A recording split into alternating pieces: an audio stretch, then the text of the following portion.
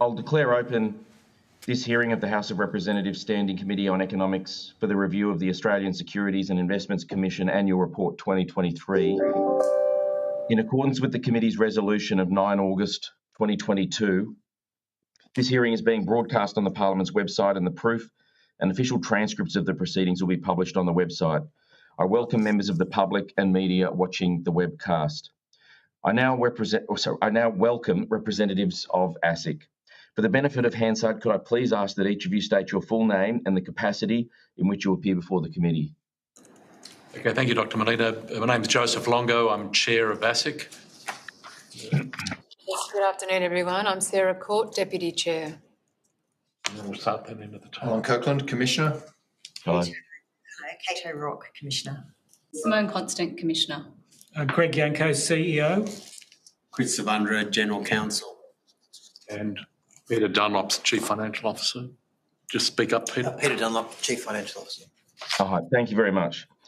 I remind you that although the committee does not require you to give evidence under oath, the hearings are legal proceedings of the Parliament and warrant the same respect as proceedings of the House. The giving of false or misleading evidence is a serious matter and may be regarded as contempt of Parliament.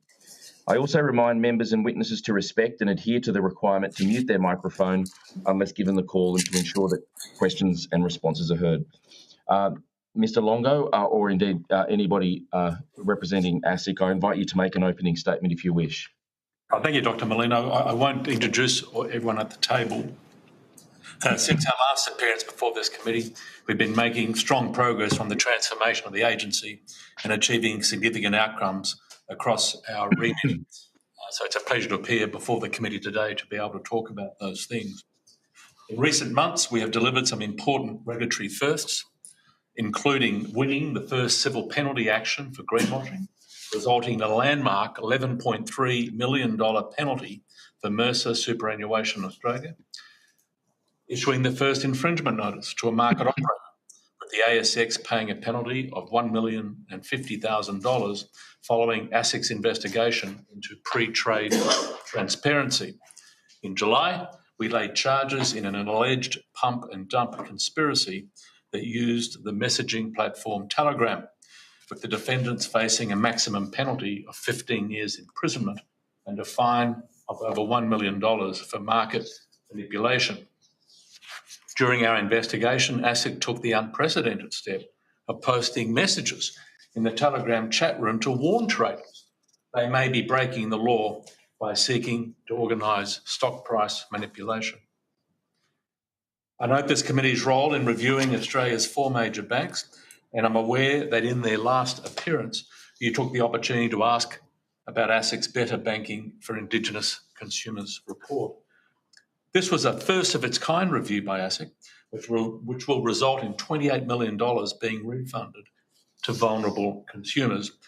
And as a result of ASIC's intervention, the banks have now migrated more than 200,000 customers into low-fee accounts. While ASIC's review was focused on improving financial outcomes for First Nations consumers by addressing avoidable bank fees, the findings have resulted in broader outcomes for people on low incomes nationwide. It's an example, Chair, of the positive impact of ASIC's work, and one I'm very proud of.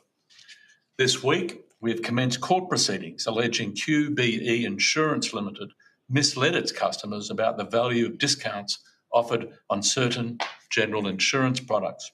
ASIC contends QBE's pricing model potentially eroded the discounts received by over 500,000 customers, in some cases to nil. The failure by insurers to deliver on pricing promises is a key priority for ASIC, and we will continue to take action to hold insurers to account. While on the topic of insurers, I'd like to acknowledge the committee's final report from its inquiry into insurers' response to the major floods in 2022. This was a thorough inquiry, and by conducting hearings in flood-impacted regions of the country, the committee heard directly from many Australians whose lives have been upended by the floods and were let down by their insurers. ASIC will take time to carefully consider the inquiry's recommendations, including the 22 that relate to us. We will do this in the context of the work we are already undertaking in relation to general insurance. We are actively considering matters that would enable ASIC to use our claims handling powers for enforcement action. As the committee is well aware, ASIC has clear expectations of the insurance industry, and insurers have a lot of work to do to rebuild the trust and confidence of consumers. We are continuing to closely watch this sector. Turning to the annual report, which we tabled this week, as an opportunity to reflect on ASIC's journey of growth and transformation, which began 3 years ago and has included the most significant organisational redesign of the agency in 15 years. Pleasingly, ASIC's transformation is delivering results, including enhanced collaboration across the agency, meaning quicker times for matters to be progressed for enforcement and compliance action, improved data analytics and surveillance capabilities, underpinned by our long-term approach to becoming a leading digitally enabled and data-informed regulator, and strengthened engagement with external stakeholders to listen to their views and set clear expectations of those we regulate. A transformation of this scale has seen some short-term impacts, but as a result of the efforts of our people over the past 3 years and Commission and Executive renewal, we are well placed for the next phase. This will, of course, include a continuing focus on strengthening ASIC's culture and investing in data, systems and technology. Our annual report tabled this week highlights our strong enforcement and consumer protection outcomes. We'd be happy to answer your questions on these in our time here today. While there has been considerable progress made, there's more work to be done to continue ASIC's transformation. This will, of course, include a continuing focus on strengthening ASIC's culture and investing in data, systems and technology. Finally, Chair, I'd like to take this opportunity to place on the public record my deep gratitude for the role each and every person at ASIC plays in upholding the integrity of Australia's financial system. They are deeply committed to helping all Australians through their work. We look forward to answering the committee's questions. Thank you. Thanks very much, Mr. Longo.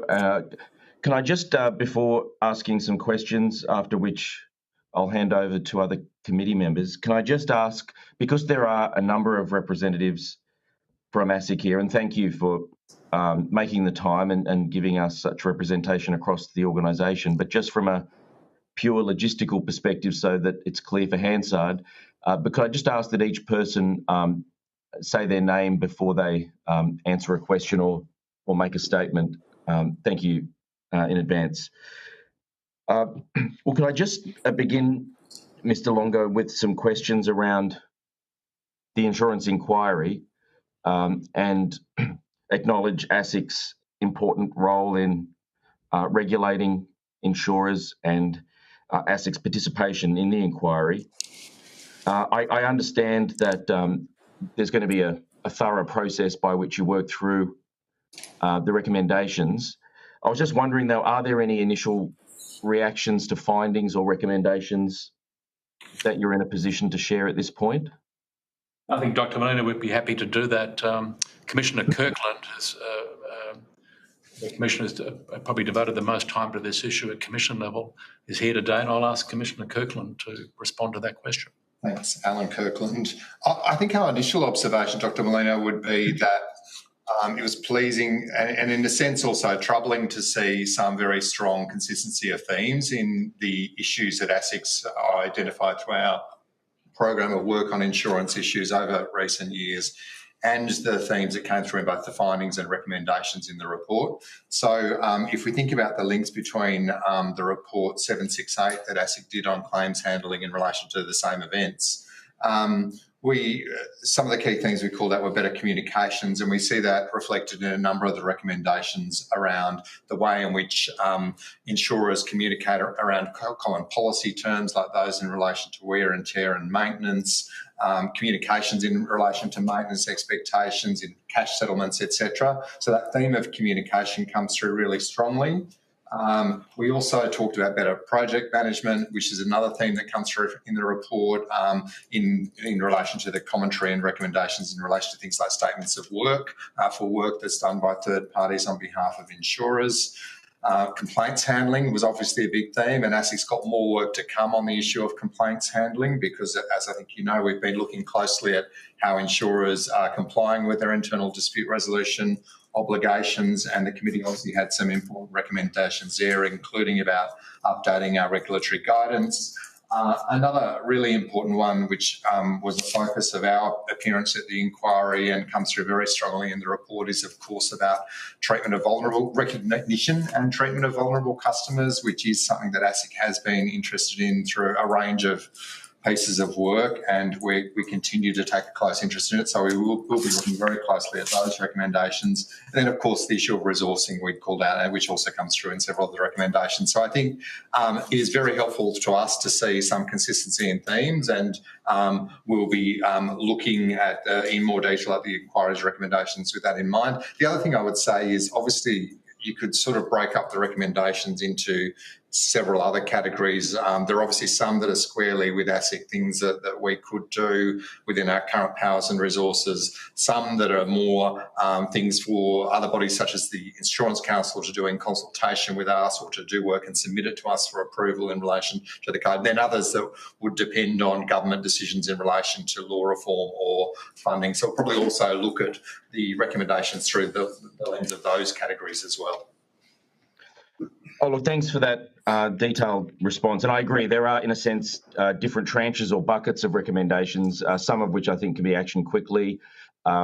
There's quite a few recommendations which relate to the code, and I think the next steps there will be the independent committee reviewing the code to then, in a sense, look at the extent to which our recommendations are consistent with their recommendations in the interim report.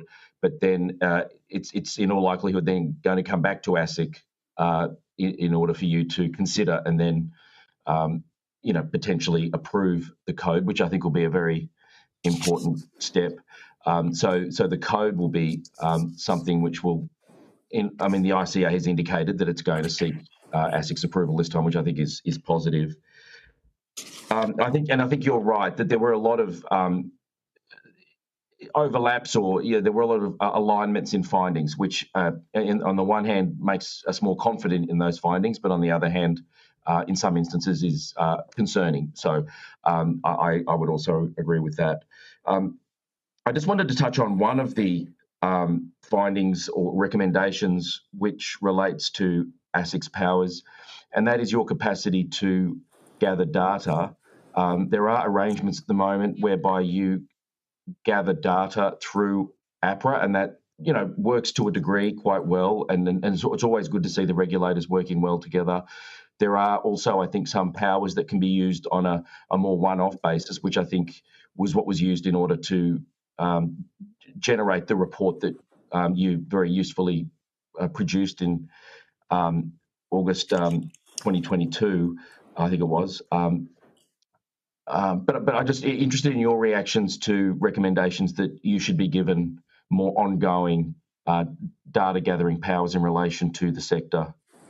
That's a recommendation in relation to which I can express a clear view today. ASIC welcomes the recommendation that we be granted a recurrent data collection power. That was something that we spoke about when we appeared before the inquiry, and it's something that ASIC has called for over time.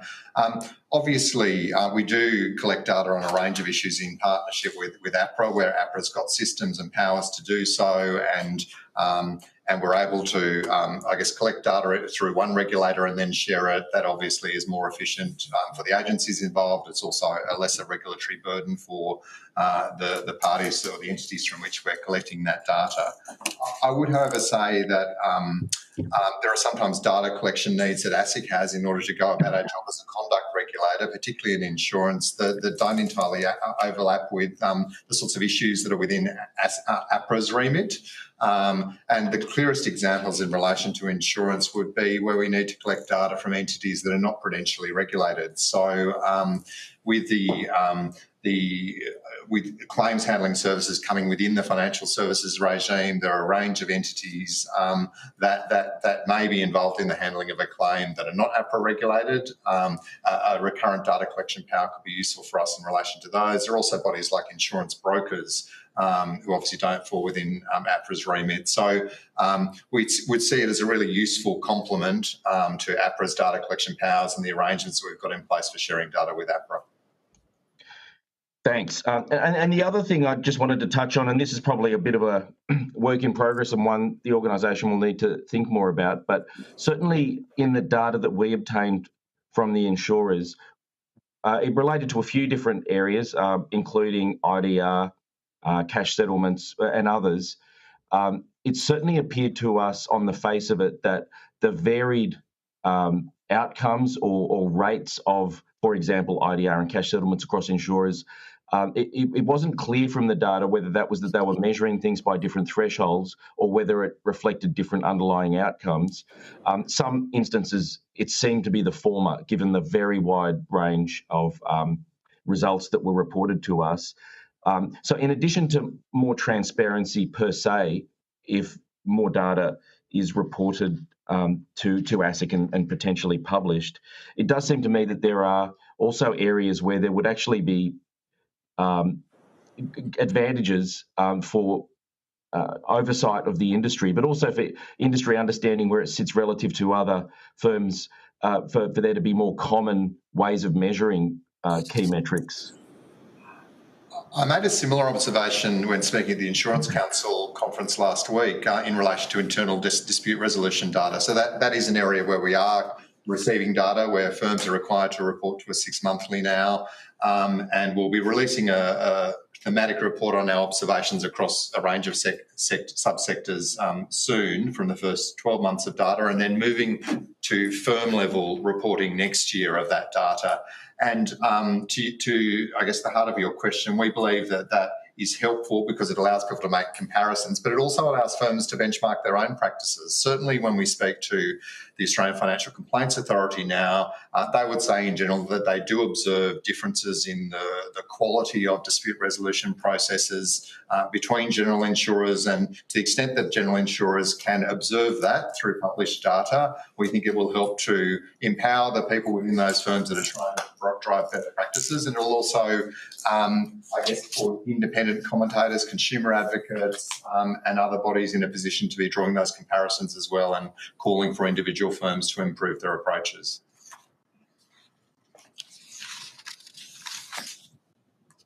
I'm sorry, Dr. Molina, I think you may have just gone on mute. No, thank you. Sorry, I've got a cough at the minute, so I'm trying to go off on mute after each statement. But thank you for those observations. And look, I might come back to insurance later on if there's time. I did want to ask a couple of questions about the investigation into Macquarie Bank and the fine. Firstly, there has been a lot of reporting of this, but I was just wondering if you might just step us through what the alleged, or what the activity, that was found to have occurred was, and what the impact of that activity was. Well, Macquarie, there was a media release back in September, Chair Molino, and I'll just take you through what the Market Disciplinary Panel found. And so what we found are that over 50 occasions between January and September 2022, that Macquarie breached market integrity rules by permitting 3 of its clients to place suspicious orders. So each order displayed the characteristics of an intention to mark the close, meaning each order was placed within the last minute of the market closing, impacting the daily settlement price. And in some instances, those orders were placed in the last seconds of the day. Now, the marking the close, as this practice is understood in the industry, has the effect or potential impact of manipulating market prices. And so we suspected that each of the 50 orders were submitted with the intention of creating a false or misleading appearance in the market. So that's what the case is about. Marking the close is a well understood issue in trading. What was particularly serious about this matter, in my judgment, is not only the number of orders where this activity occurred, or the fact that 3 clients of Macquarie were involved. It was how Macquarie handled the matter that was, in my view, of most concern. And indeed, that's not only ASIC's view, it's actually the conclusion of the Market Disciplinary Panel itself. And so the MDP were concerned about Macquarie's compliance culture. And so one critical fact here is that Macquarie failed to adequately react to concerns raised by ASIC. So over that period of time, ASIC officers repeatedly drew ASIC's concerns about the suspicious nature of this activity and that something should be done about it. Those interventions by ASIC, those warnings, were effectively ignored for too long. Was there any response? The responses we got, and there's a very lengthy reasons for decision that the MDP gave, there were acknowledgements, but then there was no action. It was just a very poor response that simply did not treat. In fact, that was the next finding of the MDP, that Macquarie failed to appreciate the seriousness of its obligations as a market participant. So here you've got the regulator saying to Macquarie, these transactions are very suspicious. You should be looking at them very closely, and they didn't. And so that's the second factor. The third circumstance raised by the panel was a concern about the effectiveness of Macquarie's compliance and surveillance staff and whether they had the specific training and skills to adequately monitor the electricity futures market. That's quite a serious thing. So you have the regulator bringing to the attention of Macquarie repeatedly these issues, and then Macquarie not having the capability to actually deal with them in a timely manner and address the issues underlying the concern. And finally, and this goes a little bit more to your question, Dr. Molino, the decision of Macquarie to not implement an interim solution to cover the period in which its trade surveillance system was deficient due to it being too resource intensive was, in all the circumstances, demonstrative of a reckless and poor attitude to compliance. So this is a very disappointing incident. Macquarie was also fined in the United States earlier in the year, and Macquarie also features in a major investigation ASIC is conducting at the moment, arising out of the affairs of the Shield matter, which I can ask Deputy Chair Court to talk about in more detail. But when you step back, the concern ASIC has is the cumulative effect of these incidents make us quite concerned about Macquarie's compliance approach and the need for it to improve. Thank you. And just before going on to the US action, can I just have you, just for the record, and it's just to make it very concrete, through this market manipulation, how does Macquarie profit and at whose expense? Well, the actual trading is done through it's 3 clients. So what happened here is that this is a throughput trading. So this is a platform that Macquarie offers to its clients. So clients have to trade through Macquarie as the broker. Macquarie's job is to filter and supervise those trades and take responsibility for them before they're actually actioned. So Macquarie benefits from the activity itself. It earns a fee every time a trade is put on. And the other aspect of this is that it dominates this market. So this is the electricity futures market. It is the biggest player in that market. And so it's not just a question of how Macquarie benefited on these particular trades. It's the fact that when you step back, it dominates that market. and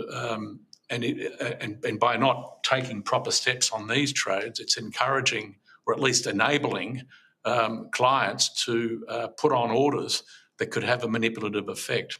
So it's a combination of some benefit to Macquarie because they dominate that market, and secondly, the harm to the market as a whole of trades of this nature not being properly monitored.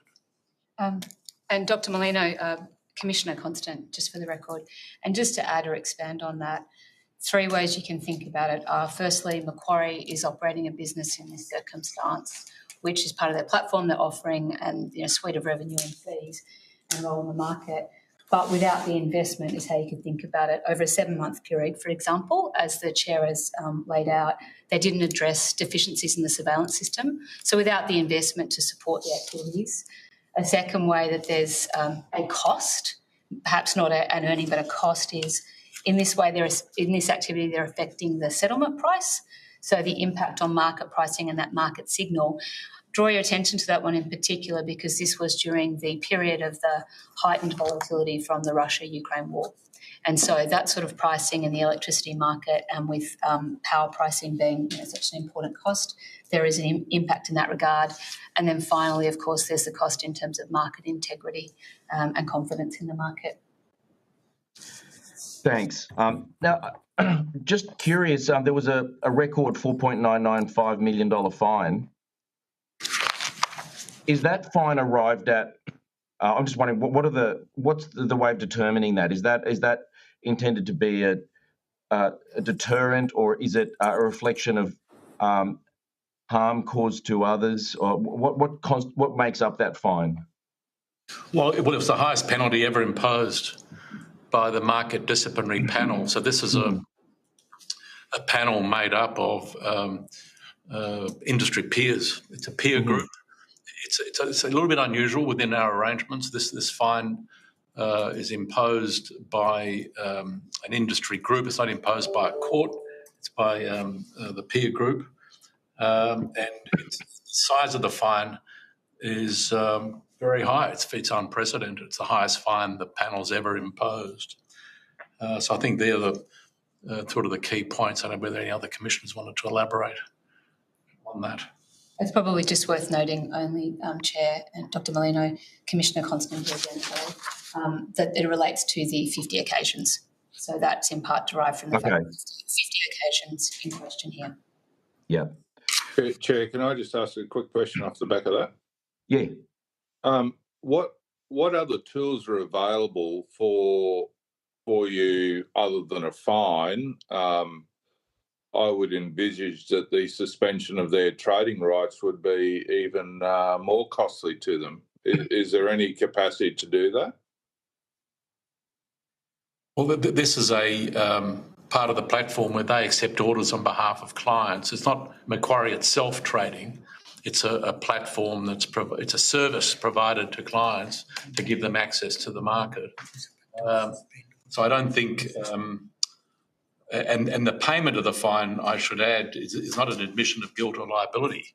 That's what an infringement notice is. It's the fine is paid in order to address the issue, but it does not involve an admission of guilt or liability.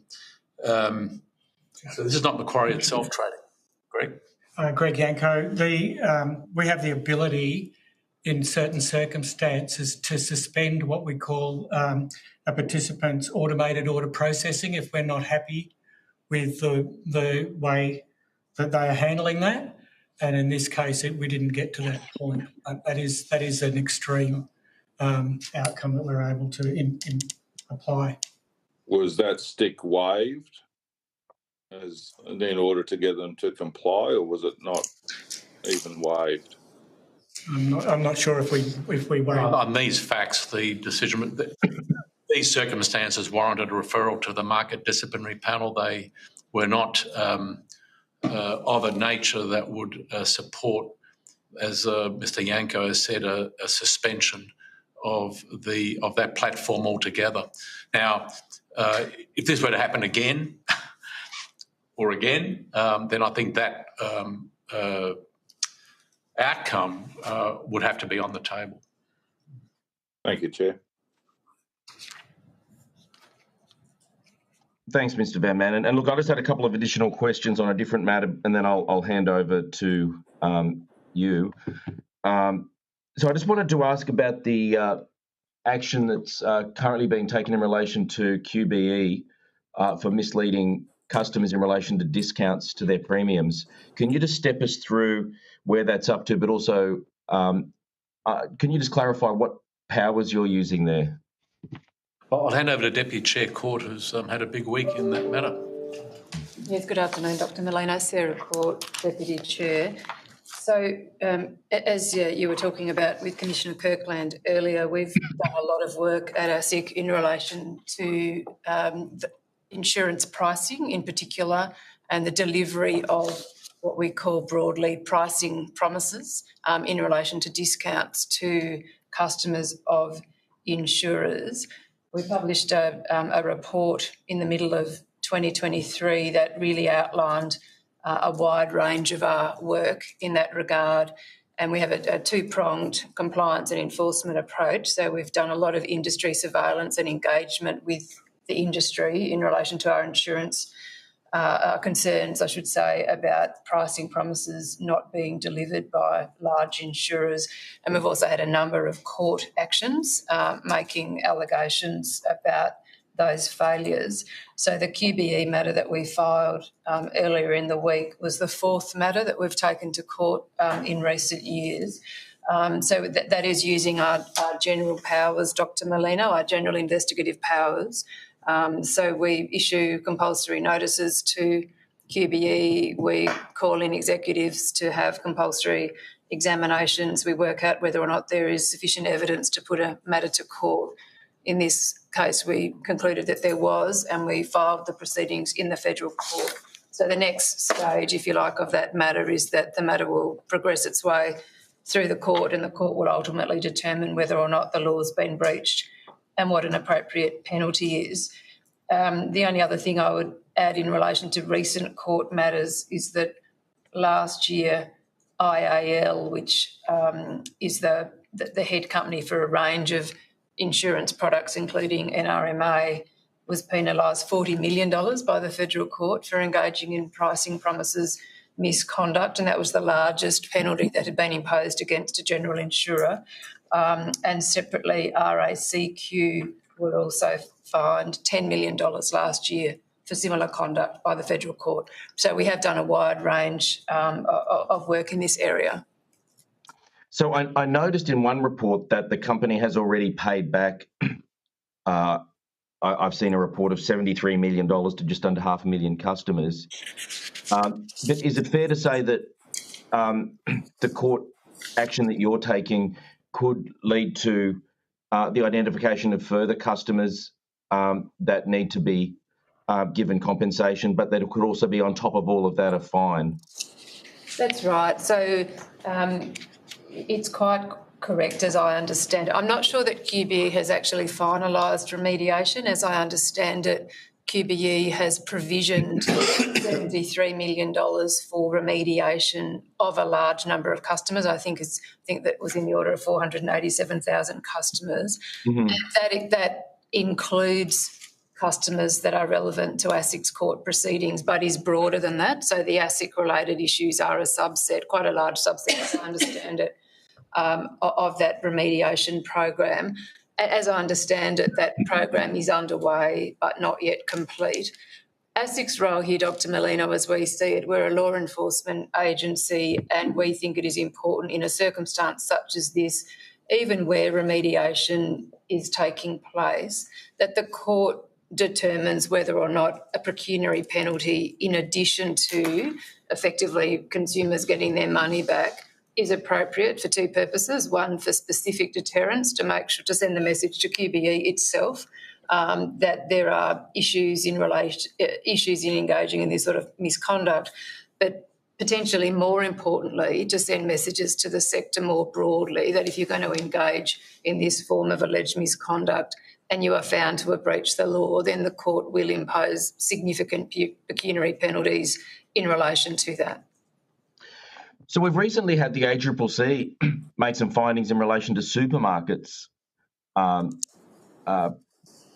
putting in place fake discounts in a range of areas.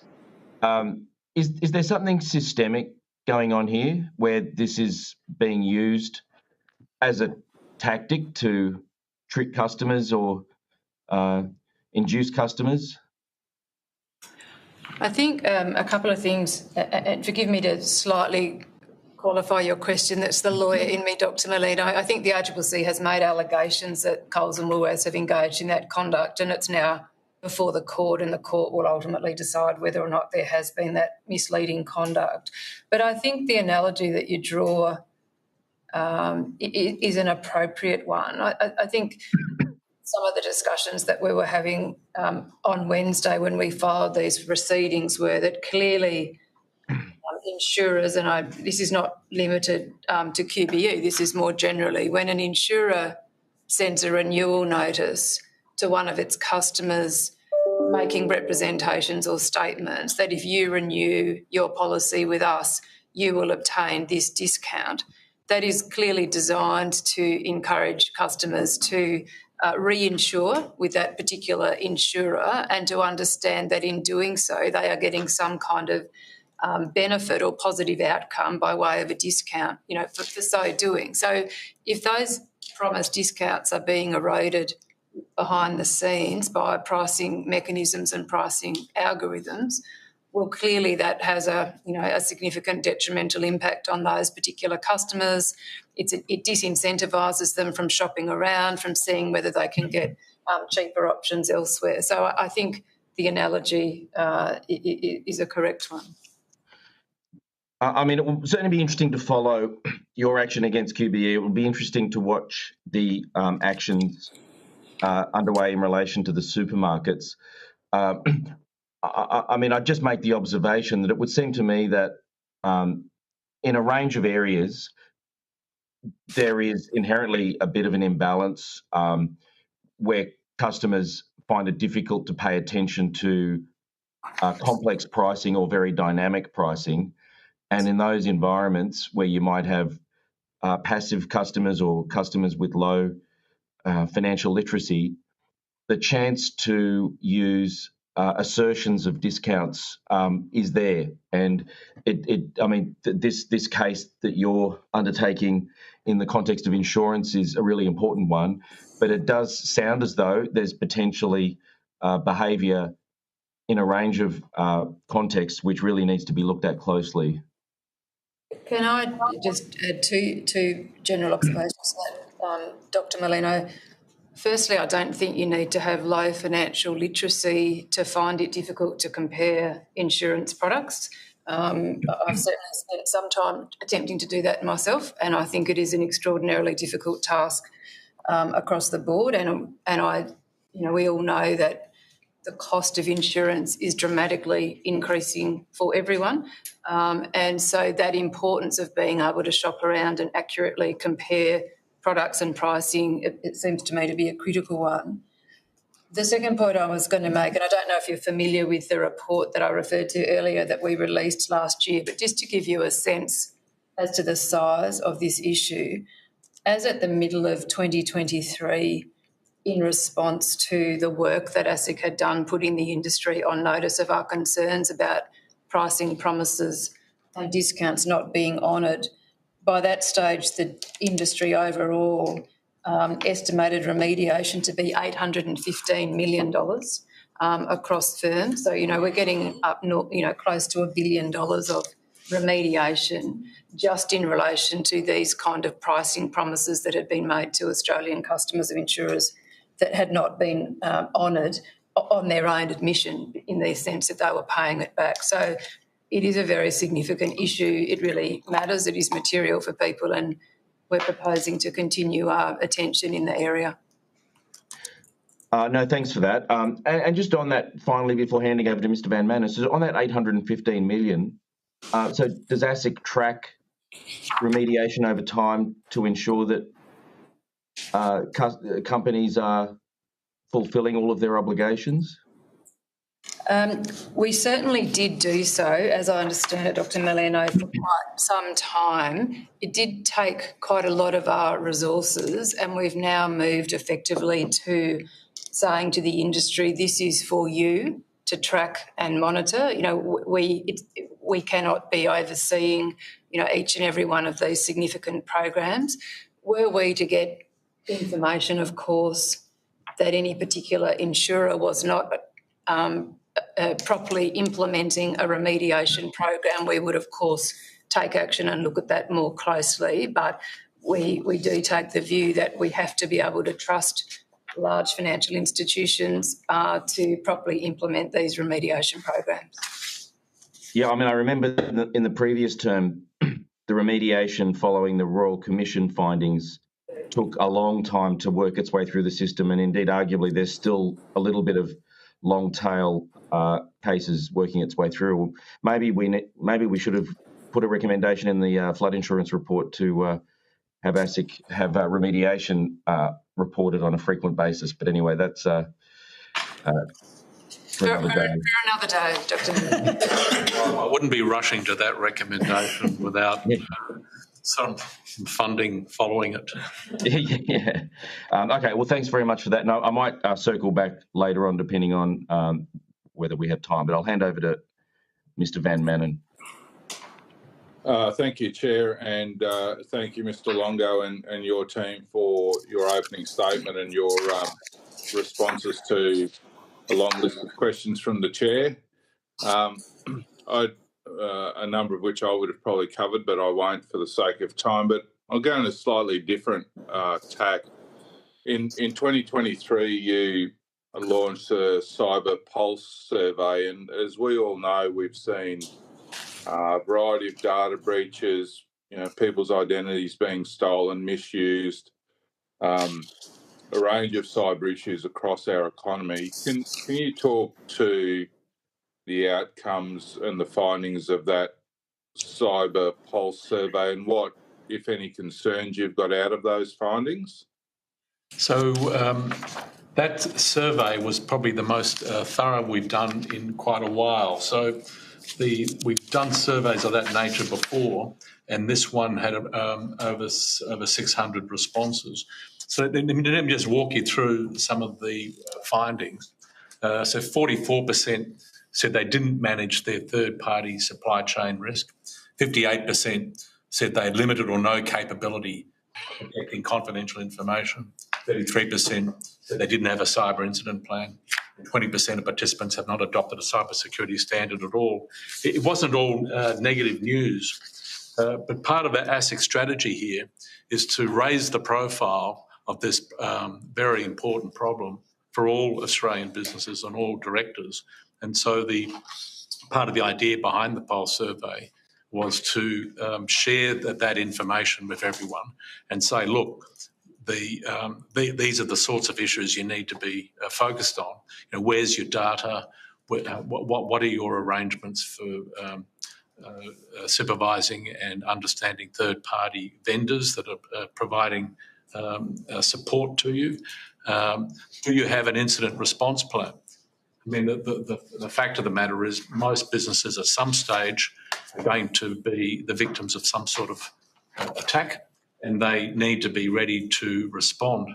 But most fundamentally, the other aspect of this, and I've given a couple of speeches about it, and it's a major priority for ASIC, is that we're really reminding directors and people who run businesses they have to take these issues very seriously. They're under a legal obligation to acknowledge this foreseeable risk to their business and to their customers, and to put in place systems and processes that are designed to deal with this risk. So ASIC ran a case called RI Advice a couple of years ago now against the financial services licence holder, where the court found that the arrangements then in place were deficient. ASIC continues to look at this issue. We have a couple of matters under investigation as we speak that are looking at whether the efforts of that particular business were so poor, so disproportionate to the risk that they were facing as to be something that we would need to take to a court. Now, this is a very difficult area.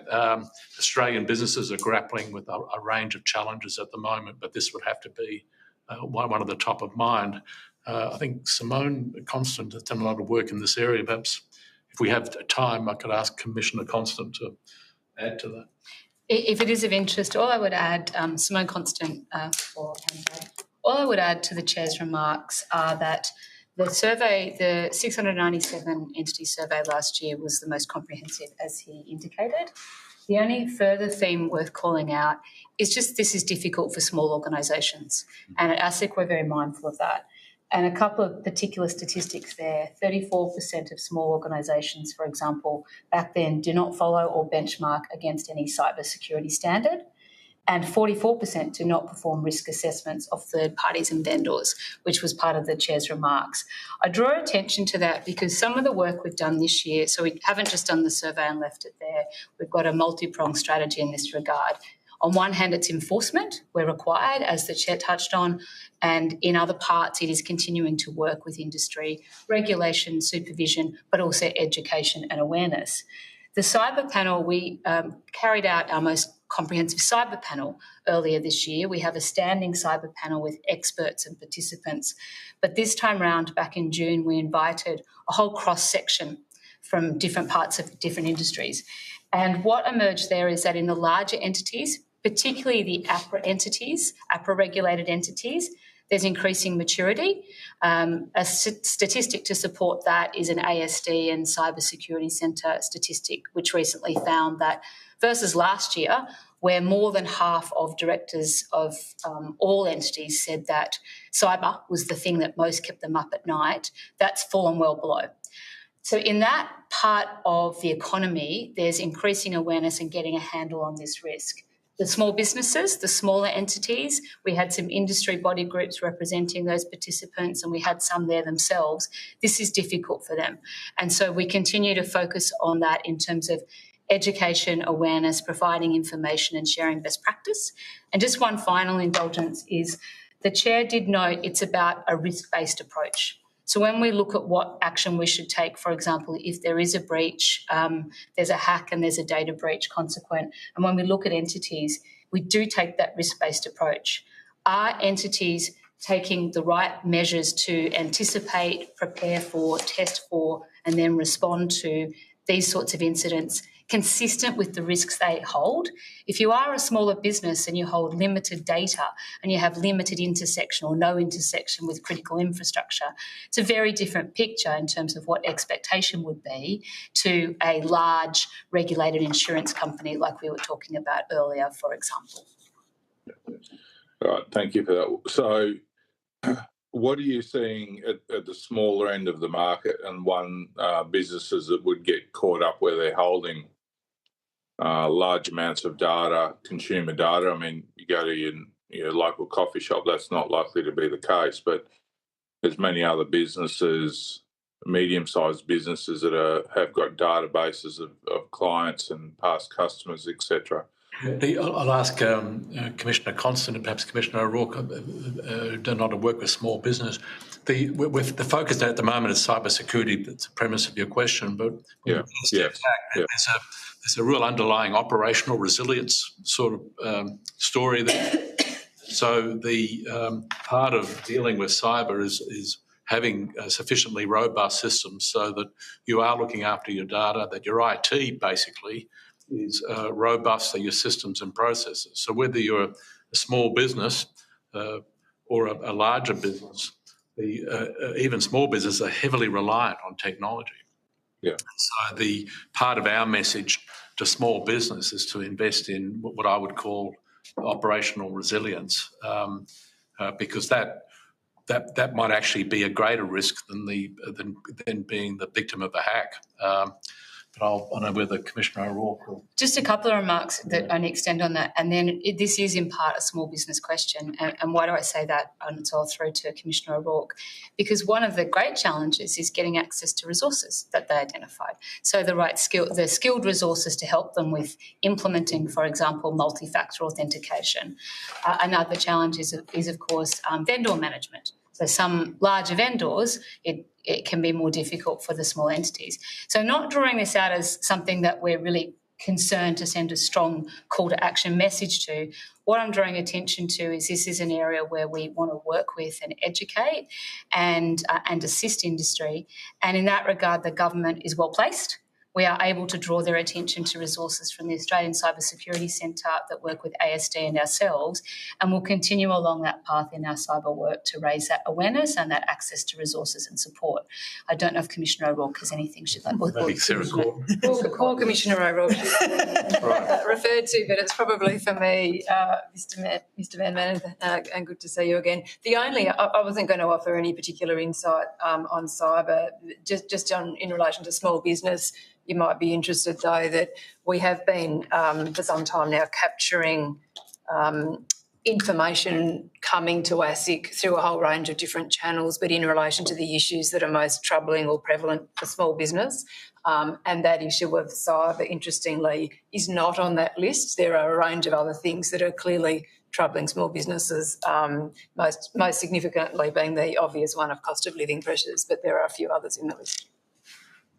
Well, thank you for that, and it's probably a good lead into my next question, and that is, I regularly have discussions with businesses who have dealings with other businesses, but where they suspect there's something untoward going on, and they're looking to make reports to ASIC or maybe occasionally a claim to QCAT for unpaid invoices, etc. But more specifically, the ones that go to ASIC where they believe something untoward is going on. And the general feedback I get is that ASIC is not particularly responsive to those inquiries or providing feedback to what is going on.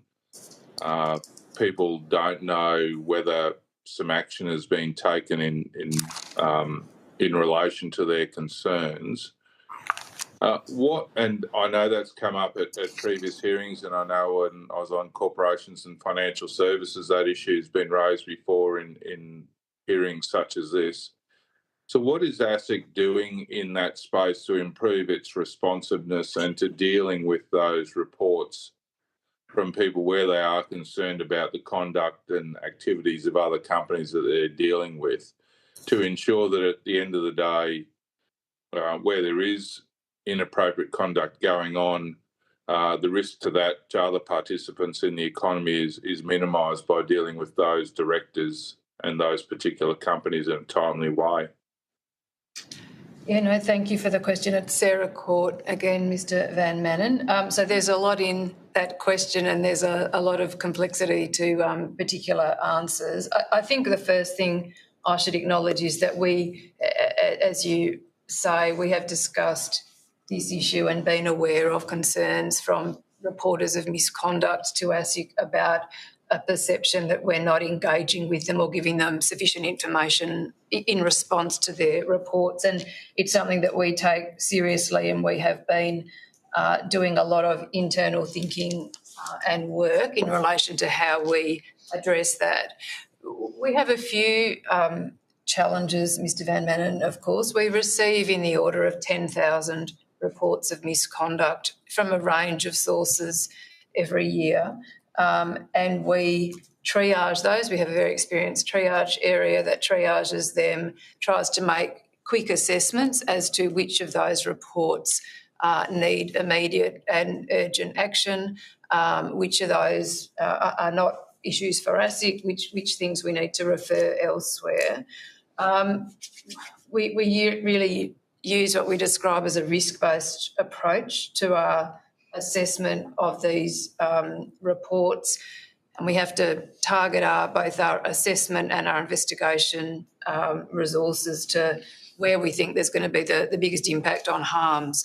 So we are working very much at how we best can improve our engagement and response to reporters of misconduct, but I have to say we are simply not resourced to have, continuing engagement with people that refer matters to us at a high level.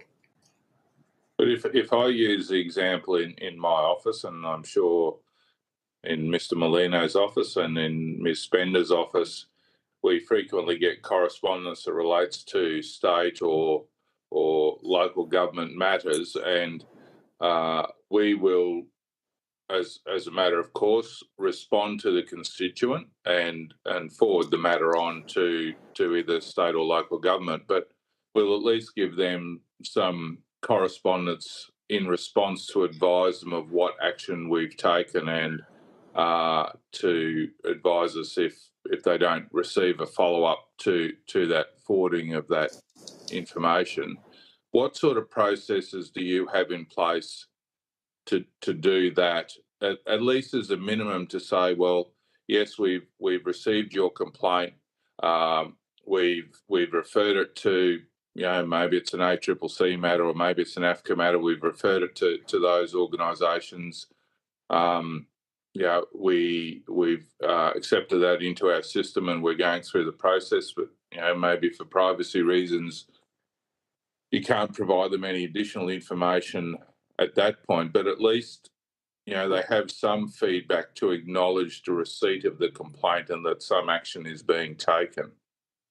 So certainly for every report of misconduct that comes through to ASIC, we acknowledge receipt of the complaint to them. I should have made that clear in my answer. And we have updated our communications sort of a year or so ago, Mr Van Manen, to try to be a bit more transparent about what we do with the reports of misconduct that come through to us, and to tell people what we do with, what you might call tip-offs or complaints, to try to better, I guess, set an understanding of what it is that ASIC does with individual complaints. I mean, our challenge, Mr Van Manen, is that we're not an individual complaints handling agency. We just simply do not act, much as we would like to be resourced to do so and would like to do so. We don't act in relation to individual complaints.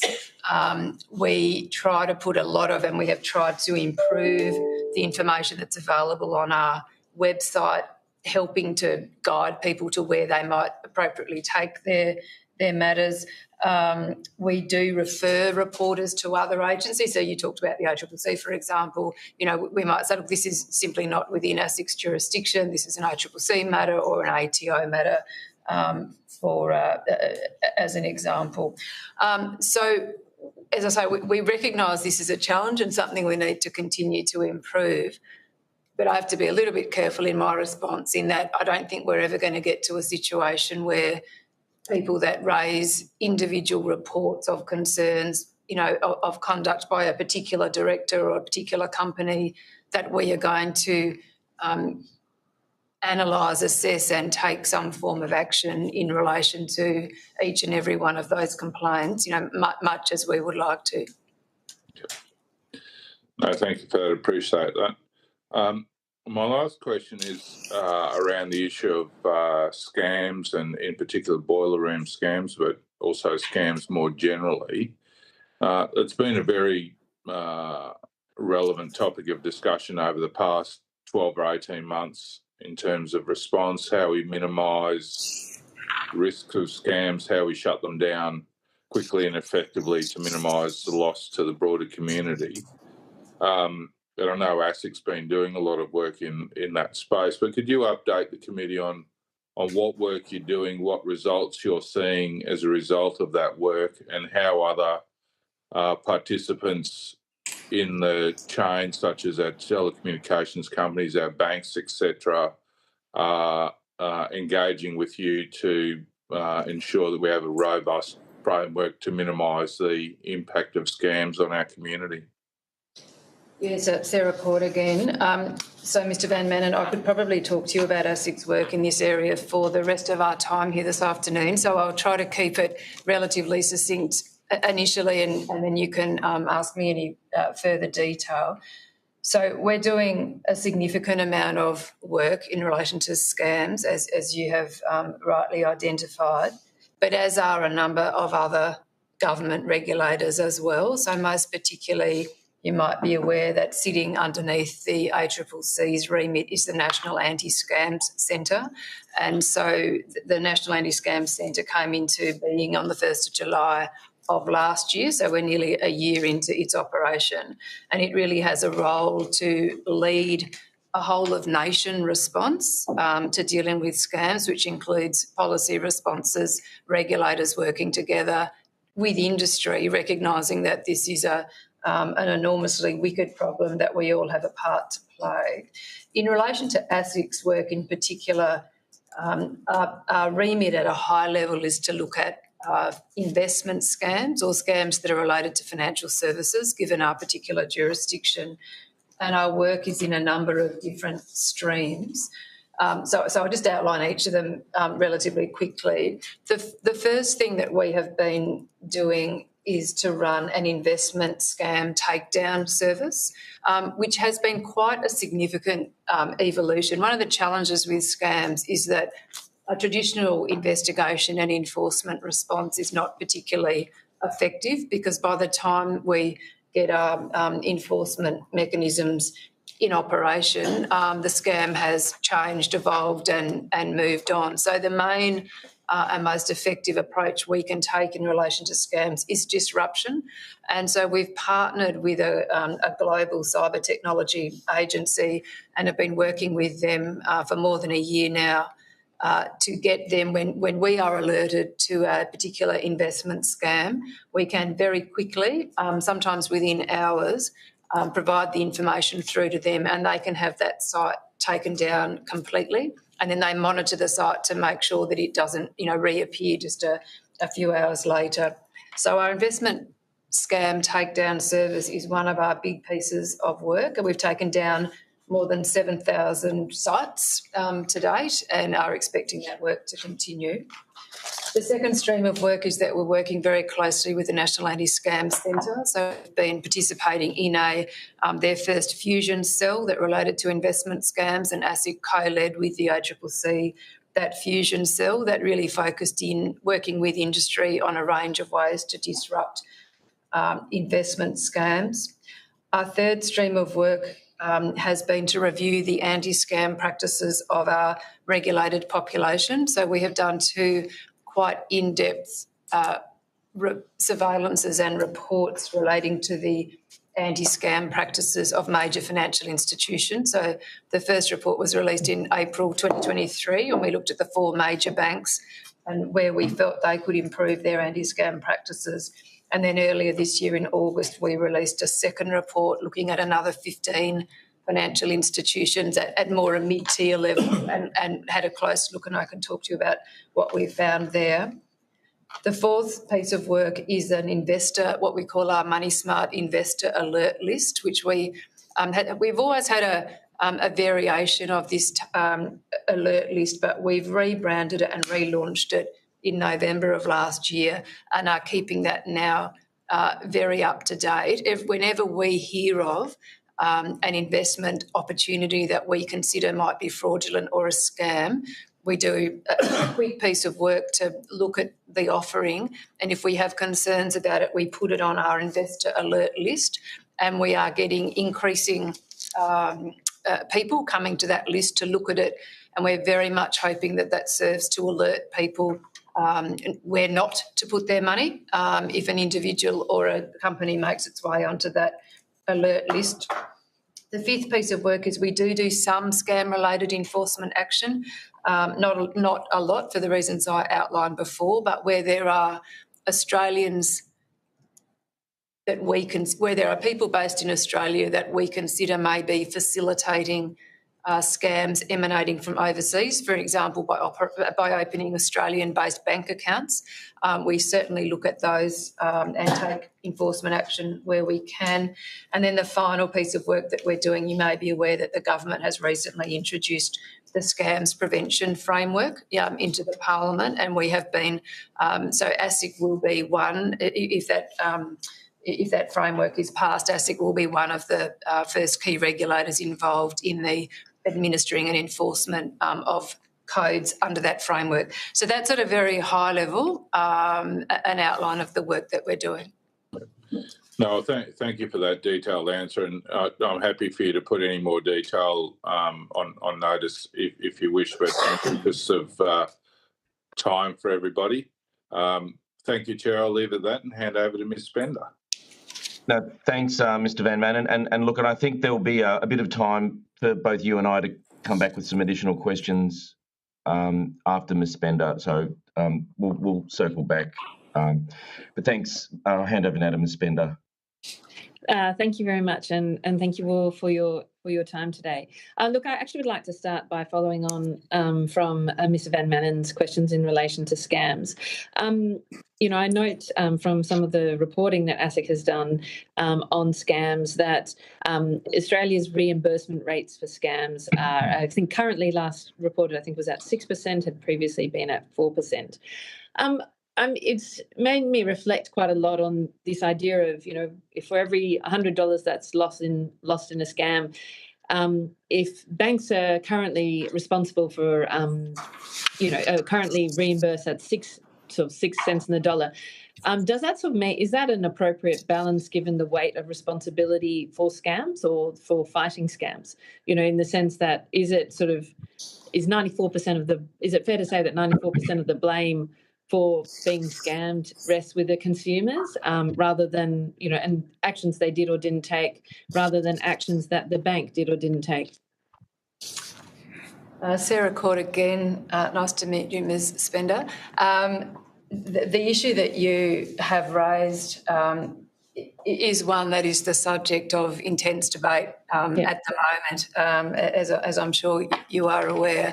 And I think it's fair to say it really is a policy issue that I understand Treasury and the government are grappling with in relation to scams. The work that we have done certainly indicated that at the time of our review, so the first review we did, as I said, was in April 2023, yes, it was certainly the case, looking at the big four banks at that time, that bank customers were overwhelmingly the bearer of scam losses, and that really 96% of scam losses on our analysis was met by consumers rather than the banks. And then when we looked at the next tier, if you like, look a year or so later, that figure was slightly better, but certainly wasn't tipped in favour of the consumer, if I can put it that way.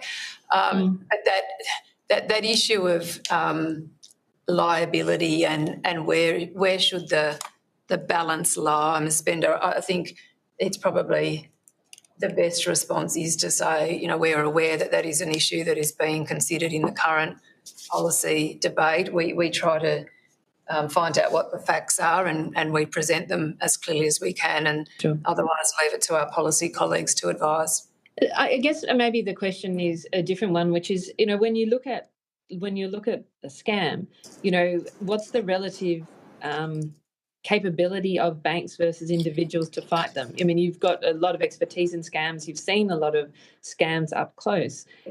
How able are individual consumers able to sort of fight against these scams versus, the institutions? That's kind of where I'm trying to get to. I'm not saying anyone's, behaving wrongly, but it's actually about who's got the capacity to fight them is actually the question I'm trying to get my head around.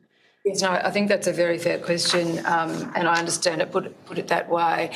I think my observation would be, I've been working in and around scams for a long time now, and sort of 10 years or so ago, when we were giving warnings to consumers, when I was then a commissioner at the ACCC, we were alerting people and giving warnings to consumers about scams.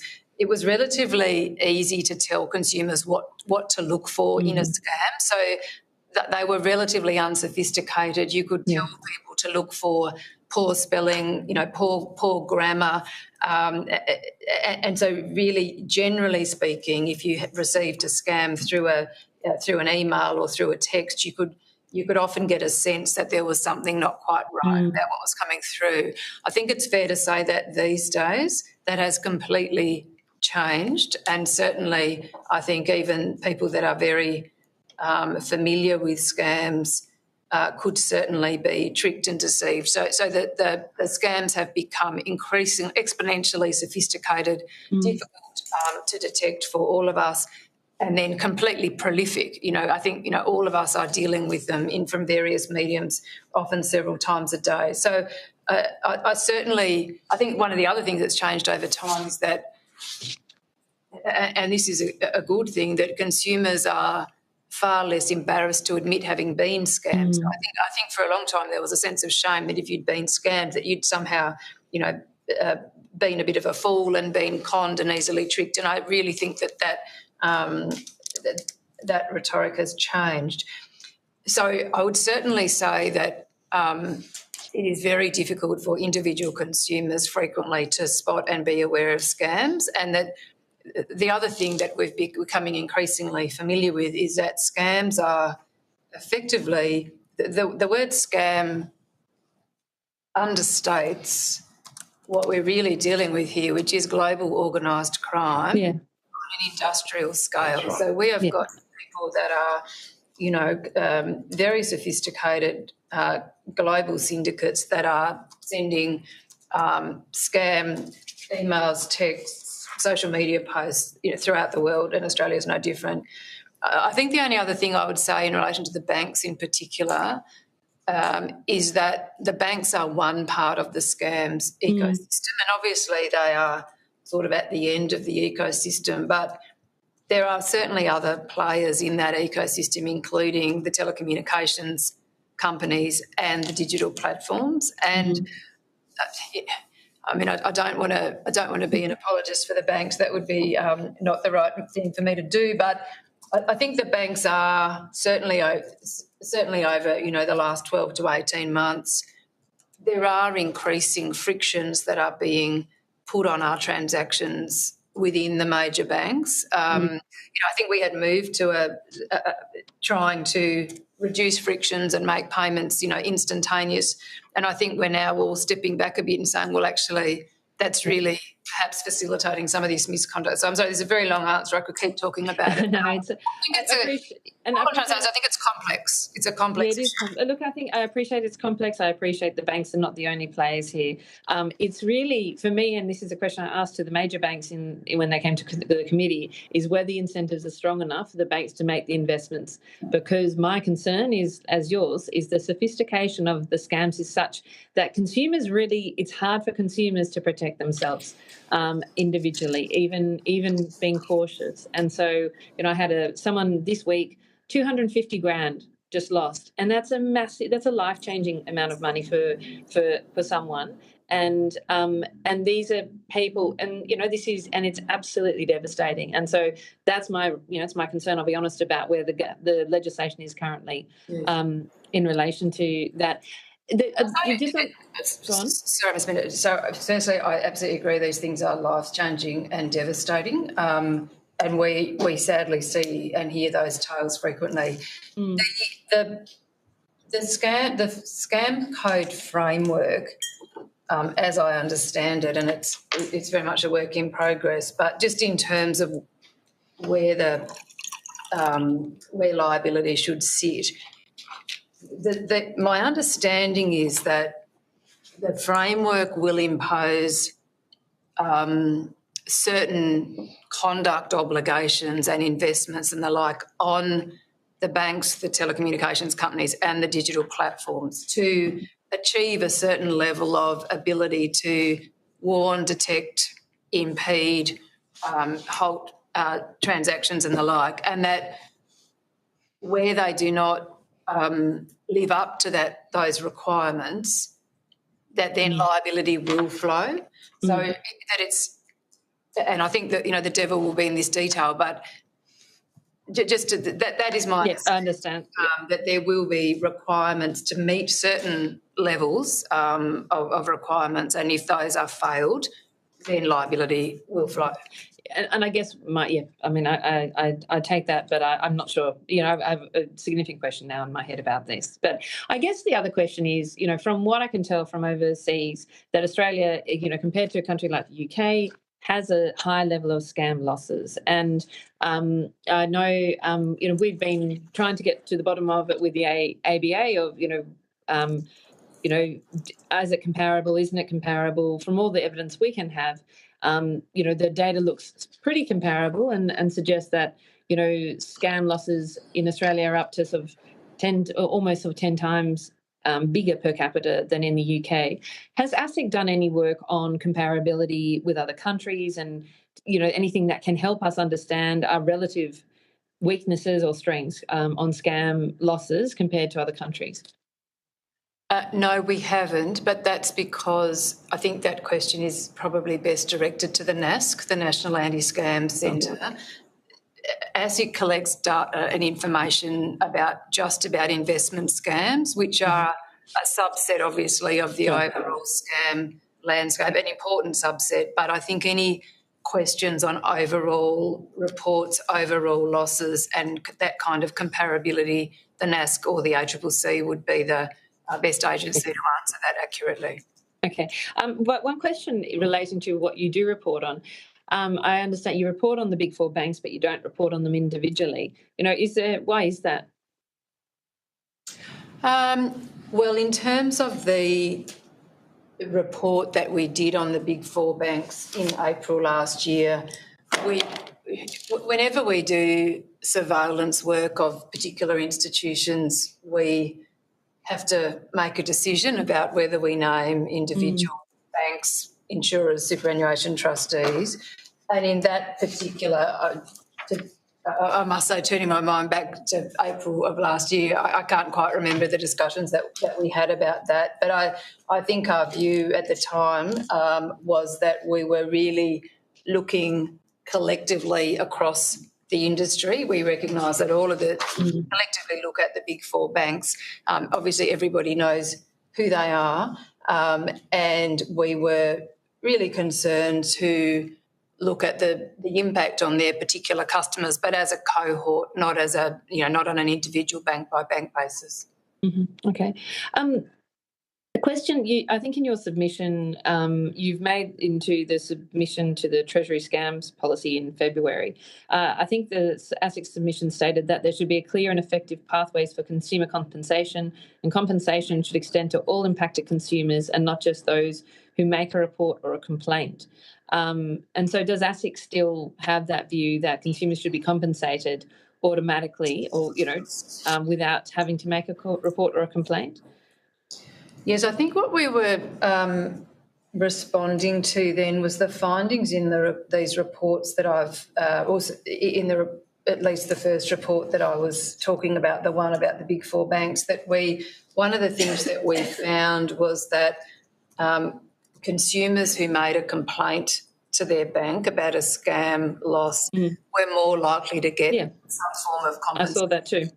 Reimbursement. And that concerned us because obviously there are many people that for a range of reasons won't have the confidence or the skill to complain and to follow that process through. So the point we were trying to make, and I think back in February it wasn't in response to any particular policy proposal at that time, if I recall correctly, what we were really trying to make the point is that, for anyone that loses money to a scam, everybody should be dealt with equally under a regime, and it shouldn't be the case that just because you're a consumer that has the wherewithal to make a complaint, that you're the ones to get reimbursed. Okay, and that is, okay. Yeah, again, my concern, and I think the legislation, I'm not sure, does do that at this stage, but that is something we will look at. I want to switch tacks briefly to talk about greenwashing. I know in your opening remarks, ASIC talked about the impact, the work that you're doing in relation to greenwashing. I wanted to particularly talk about issuance of green bonds, and just want to get your sense, ASIC's view on the assessment of integrity in the green bond market in Australia, and what assurances you can give the committee that green bonds are being used to actually finance activities that genuinely improve sustainability outcomes. Okay. Okay, yeah, sure, I'm happy to answer that. It's Kate O'Rourke, Commissioner. So it is one of the streams of work that we've been thinking about hard in relation to sustainable finance. I hear you've got a very specific interest in that part of it, but just to put it in the context of a wider set of activities that we're undertaking, which include greenwashing action, that I think the Chair referred to, but also our work on the mandatory climate disclosures and otherwise. Our work on carbon markets, particularly in green bonds, is more limited than some of those other activities that I've referred to, where we have a wider, we sit right in the thick of it, as opposed to being adjacent or a partner in relation to it. So we do have licensing and supervision of carbon market participant responsibilities if they're a financial service. But actually the carbon credits themselves is not something that's under ASIC's area of responsibility. We don't have the expertise to look through those instruments themselves to test their capacity to either achieve what they say they're going to achieve or any wider environmental impact. So I think if that is your particular question, it's something we're not going to be able to help with. But if it's about the market or the licensing, we might be able to assist. And I just might add, in regard to specifically green bonds, so there's a few different instruments. There's obviously ACCUs and carbon instruments and green bonds. Sure. The way we think about green bonds is no different to the way we think about any financial instrument that's being sold. So one thing that a Deputy Chair Court often reminds people of with greenwashing, for example, is this is about misleading and deceptive conduct. That's always been a role for us. So do make sure that your products, and green bonds it's similar, you must make sure that your products do what they say they do, which was the thrust of your question, and also that you have the evidence to back it up, so you can back that up and then that you're selling according to the market and that the evidence is accurate. ASIC has done and continues to do work from time to time in understanding how that market is evolving and, for example, the role of the certifiers, so having independent certifiers and providers in that space.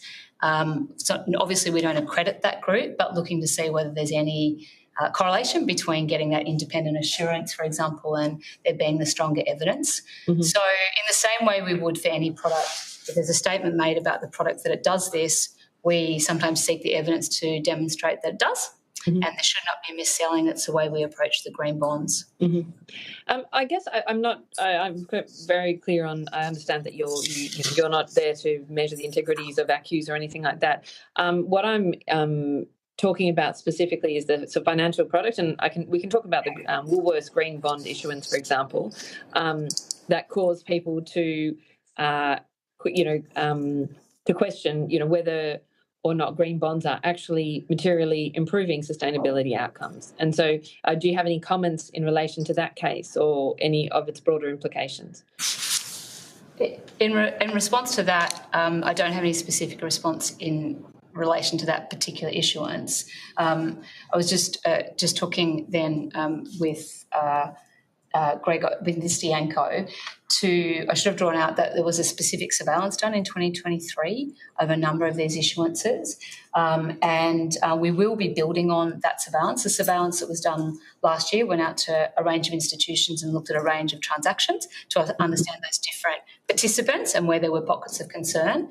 That is now going to feed the project that we're embarking on soon, which is some further transaction reviews. So, and not possible for me to say what's in and out of that surveillance in any particular issuer. However, we will be doing that, and we will be continuing to engage with the buy and sell side participants. Okay, and then I guess the last, just on the on the broader piece, can you share with us why ASIC has issued a class no action position in response to approaches by industry participants about whether second party opinion providers may be providing financial product advice that requires them to hold an Australian financial services licence? Sorry, Ms. Bender, I missed the first part of your question. Sorry, can you explain why ASIC has issued a class no action position in response by approaches to by industry participants about whether SPOs may be providing financial product advice that may require them to hold an AFS licence? I can give this a question on notice if. We might take that on notice. Okay, sure. Just before you leave the climate space, I think the wider observation is also in relation to the proposal that's now been passed to have mandatory financial disclosures on climate, and indeed the government's provided sustainable finance strategy that includes taxonomy and data uplift and things is what we want to see is a much wider range and quality of information about climate in the market, in the financial market, that is in the form of metrics and measurable and comparable information. So it doesn't answer your specific question about particular issuances, and certainly we'll have a look into that class of thing. But I do think as a system, the quality of information and the depth of information will assist investors make good decisions, including on particular instruments. Okay. Then lastly, the last topic I wanted to cover is really ASICs in performance. I've looked at your annual report and some of the things like your service charter objectives. And I guess one thing that struck me looking at the annual report and some of the metrics, there was a reporting on what had been achieved, but I wasn't clear on what the targets were. So there was I think 3 or 4 pages of saying numbers on different issues compared to the previous year, but I wasn't clear on all those different metrics. What was the goal? Is this good performance or poor performance? Is this could anyone provide any perspective on that? Well, the charter, that part of the annual report deals with our service levels in dealing with members of the public on a range of topics. We're in the area that's always been challenging is take the area of enforcement, for example, how you measure our enforcement outcomes. One of the things we try to do and have been doing in more recent years is making clear what our enforcement priorities are, and then and in fact, Deputy Chair Call will be talking about next year's at the ASIC Forum in a couple of weeks' time, and then saying, then giving a report, if you like, or about how we've tracked against those priorities. But the question of measurement of impact has always been very challenging for regulators. The Financial Regulatory Assessment Authority has spent some time talking about these issues in its first report on ASIC a couple of years ago now. And you'll see from our corporate plan some of the work we're doing in this area. But is that going to your question, or but it's your question? I'll specifically say it's the 2023-24 chapter. There's a chapter called Statement of Preparation Performance Objectives, the sort of annual performance statement, basically. And so what I noticed here was, and there's sort of a lot of activity metrics. And I take your point, it's difficult, but I guess also, how do you, as someone who used to sort of run a business, like it's hard to, if people don't know what the number is they're shooting for, it's hard for them to know if they're successful or not. So I'm just interested, how do you, within your own organisation, set the sort of targets and objectives and, know that you've actually hit them? Yeah. We're not a commercial business, obviously. Yeah. So a lot of the work we do is required by legislation. But in terms of our regulatory and enforcement activity, where we do have discretion, what we're really driven by is dealing with issues and risks and emerging problems in the market. So part of the way I like to think about our performance is, are we looking? Have we identified the right problems or issues to deal with? So that's actually it's a fundamentally significant challenge for any regulator to be focused on the right problems or issues to deal with. So the last thing you want, for example, is for anyone to say, oh, well, why did you run that case? No one cares about that issue, or why are you putting resources into that problem? So I think that's the first fundamental thing. The second fundamental thing is assuming we've chosen the right problems or issues to deal with and the right enforcement priorities and the right surveillance activities. It is a question that we often ask ourselves, how do we measure whether we've been effective or not. So there's been a lot of discussion this afternoon about scams. We're seeing some early evidence of success.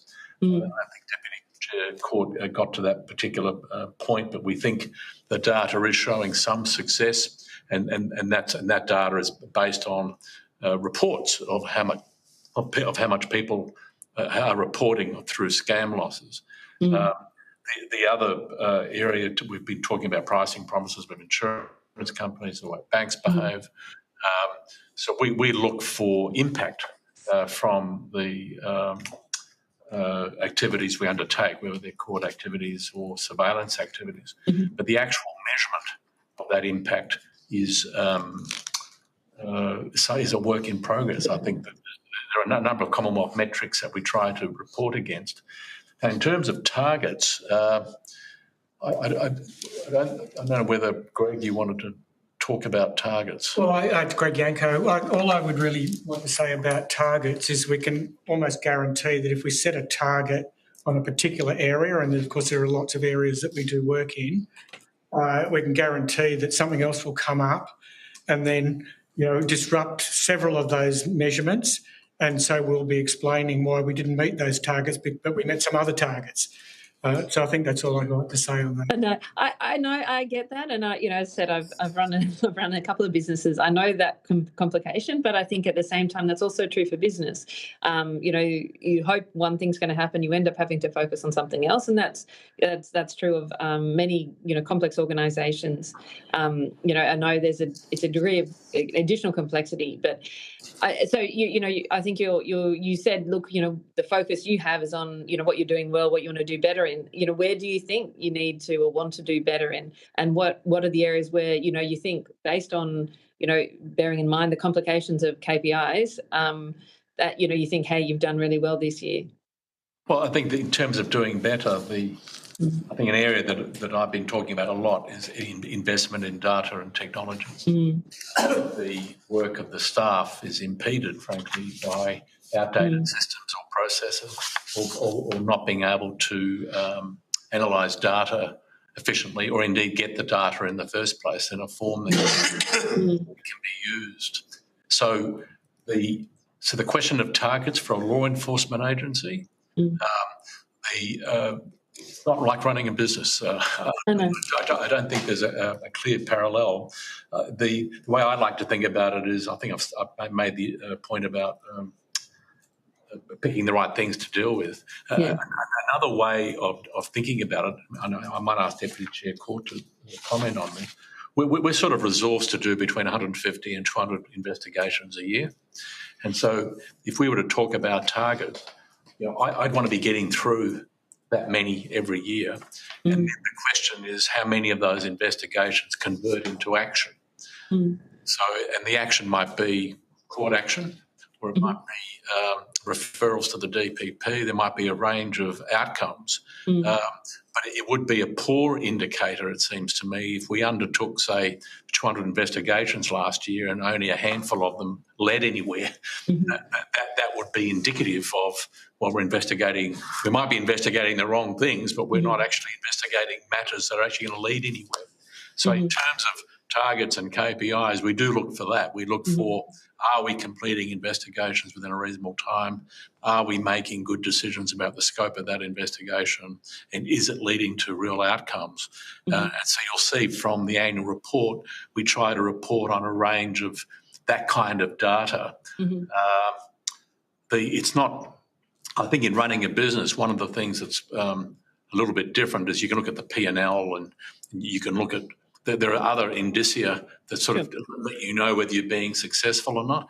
In the world of law enforcement, it's how many cases are you running? Are you being successful? Are you choosing the right cases?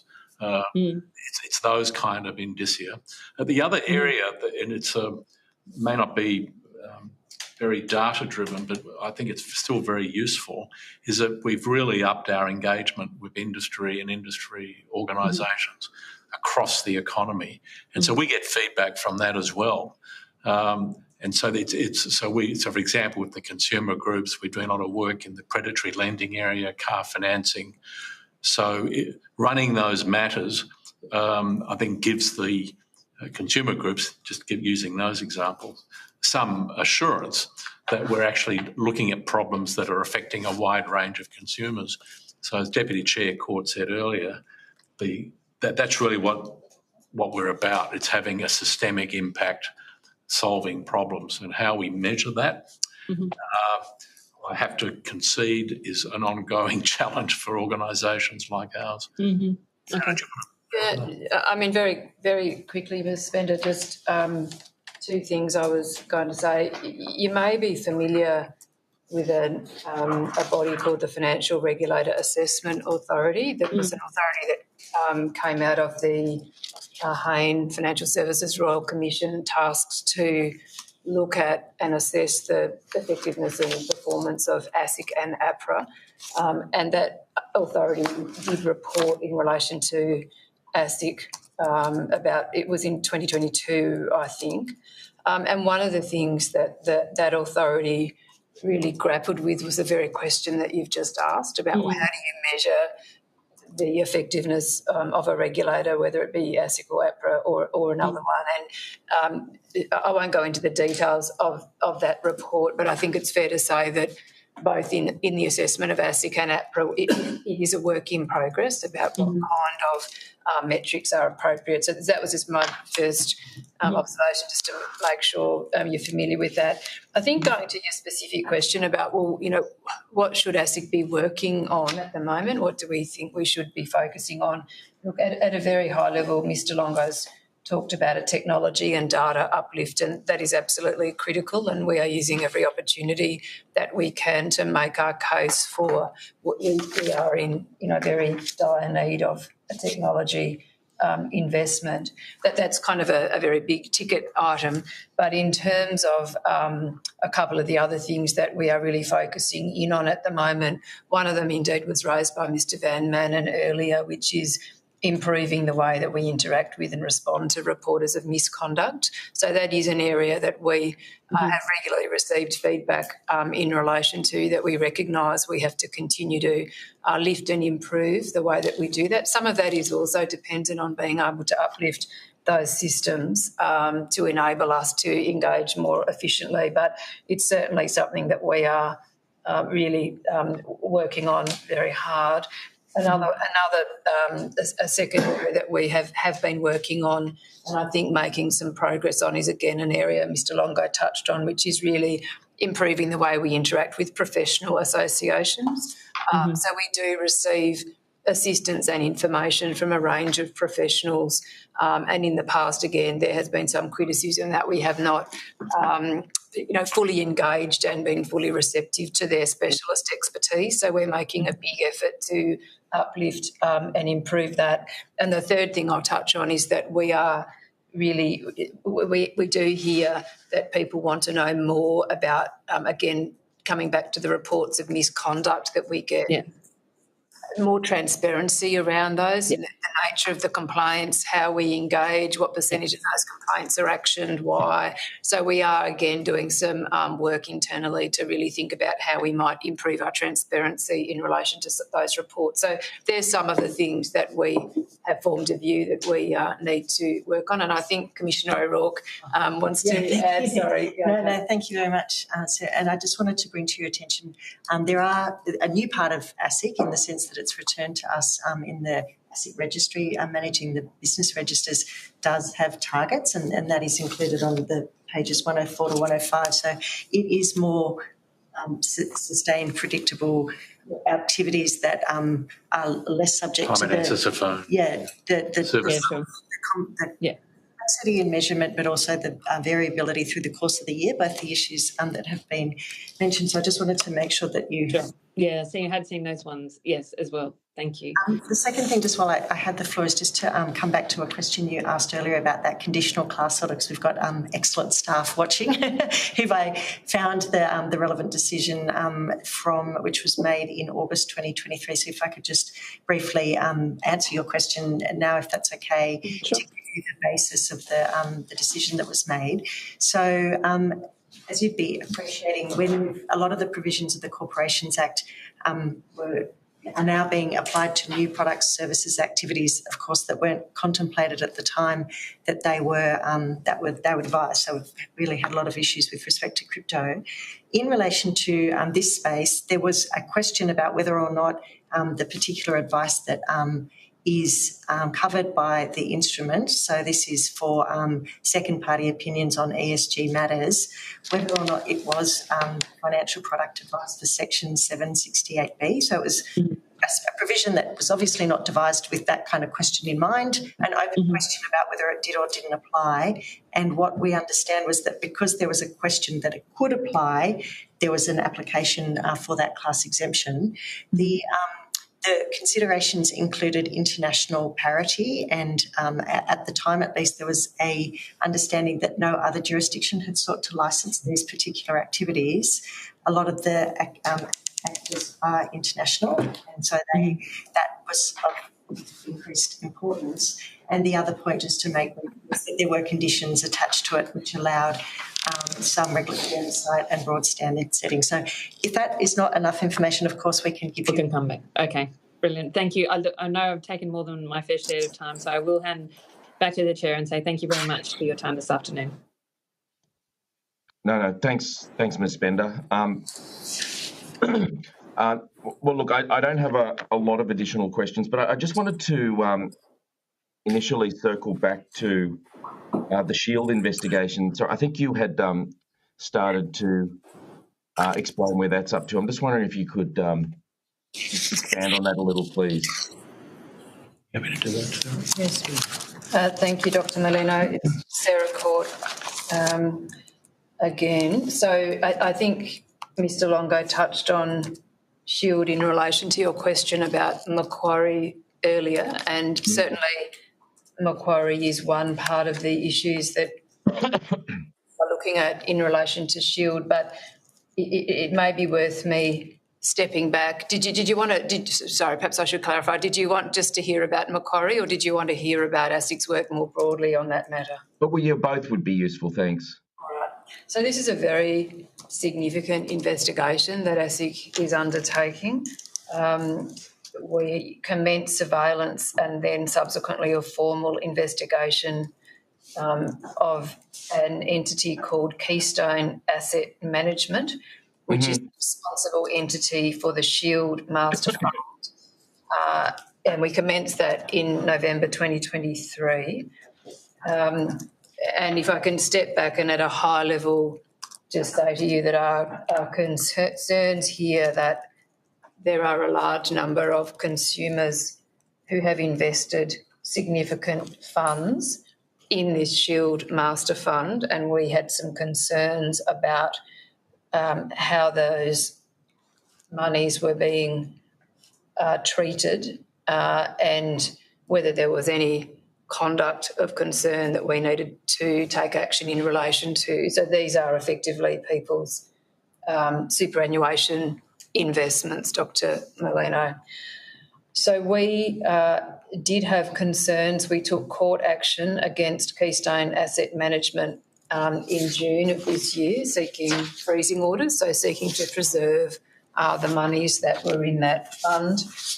As a result of that court action, there have been receivers and managers appointed to Keystone and subsequently voluntary administrators.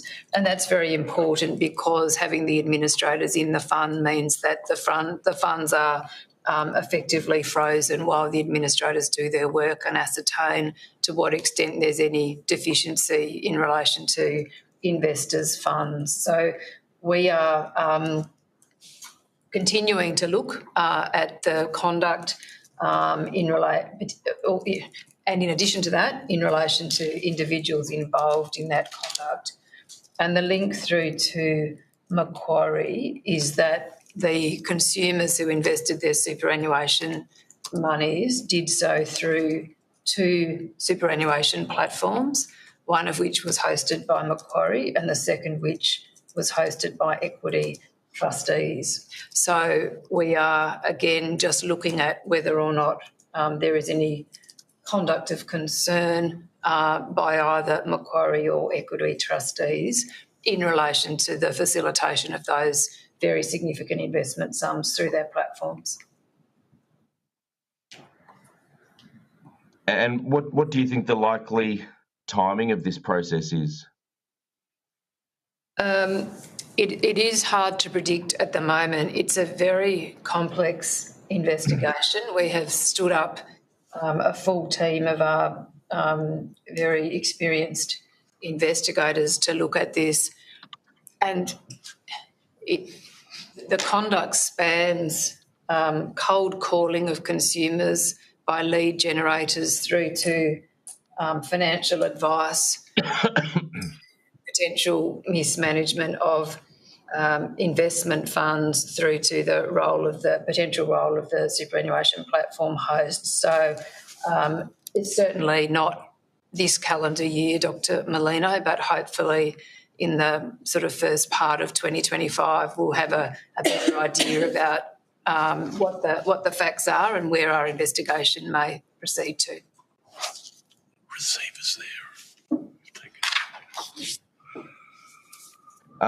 Thank you for that. Now, just one final topic, and this is something which has come up a few times over recent years. It's the work that ASIC is undertaking in relation to product design and distribution obligations. So I'm just wondering where that's up to. I noticed that RG 274 was issued on 10 September 2024, but I'm just interested in, I suppose, are there some recent examples of where these obligations have led to products being redeployed, redesigned, or provided to customers in a different way so as to enhance consumer protection? Thank you. I'm happy to start. It's Kate O'Rourke. In relation to this, because I think you draw reference to a particular report, and it is the latest of a series of reports that ASIC has undertaken on design and distribution obligations. They're a very significant addition to our regulatory toolkit, and since I think it's 3 years to the month that we've had them, it's been a real area of focus for ASIC to understand how entities that sell products have really taken to heart the suitability message or the heart of the principle that sits underneath design and distribution obligations. So our early work focused really on target market determinations and how they were devised, and whether or not companies had both identified correctly the people they were selling their products to, but also then adapted products in turn to take into account this idea that they do need to be replicable to the needs of the consumers that they're designed for. Our more recent efforts, and I think you refer to the report that we've published on this, go to the distribution methods. So you may have a target market determination, you might have a product, but how do you get the product to the people in the target market? And the phrase that's used in the DDOs is that that person has taken reasonable steps to ensure that the people to whom the product is sold are within that target market. And so what we've been looking at more there is both direct distribution, and so that might look at things like how people use search terms and then respond to them as marketing opportunities, but also importantly third-party distribution and how those third-party distributors are chosen and then monitored so that the person on whom the reasonable steps obligation remains, namely the product issuer, can satisfy themselves that they're met.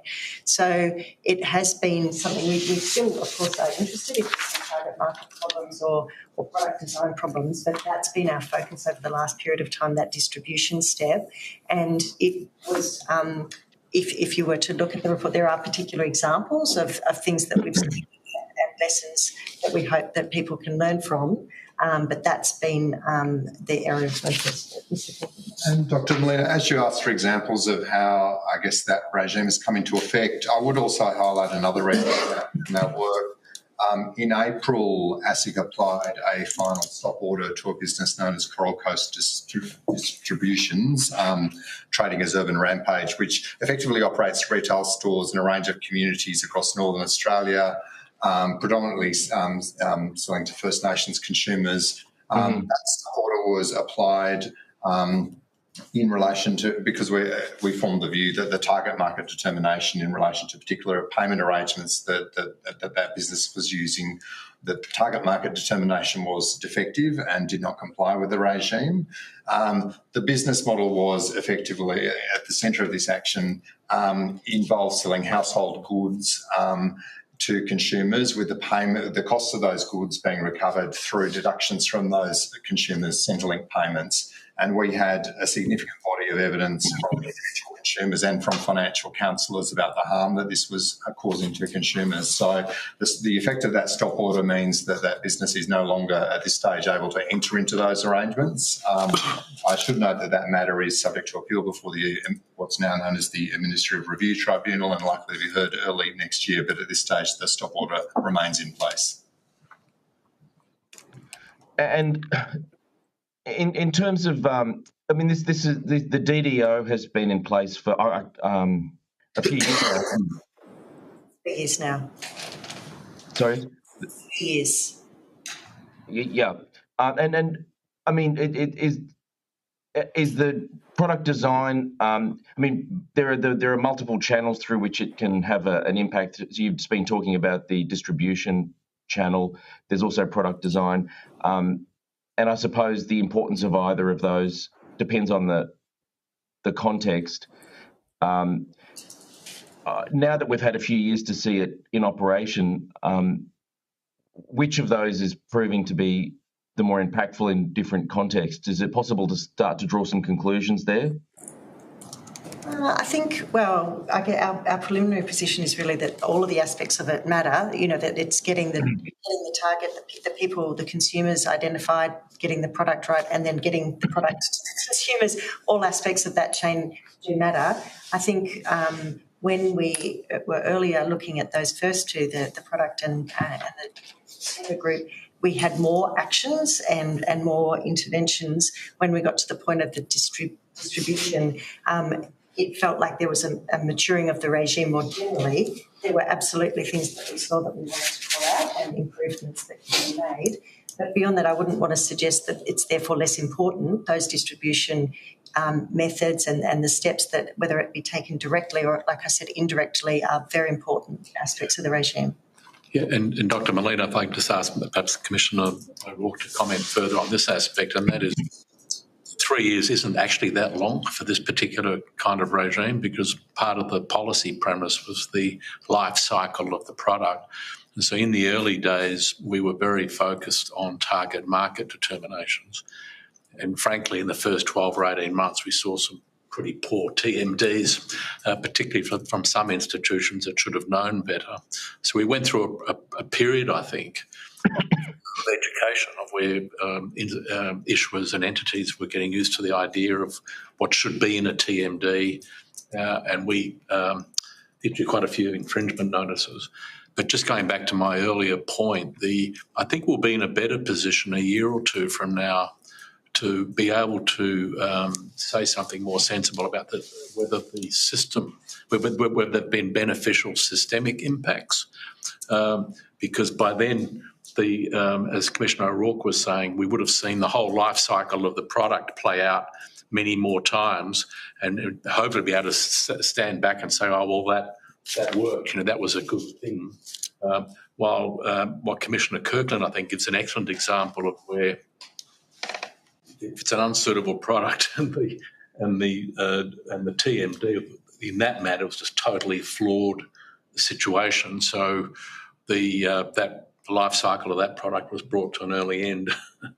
But whether the system has improved, which I think is really your question, I think we're probably a year or two away of being able to say a lot more about that. I don't know whether Commissioner O'Rourke wanted to supplement that.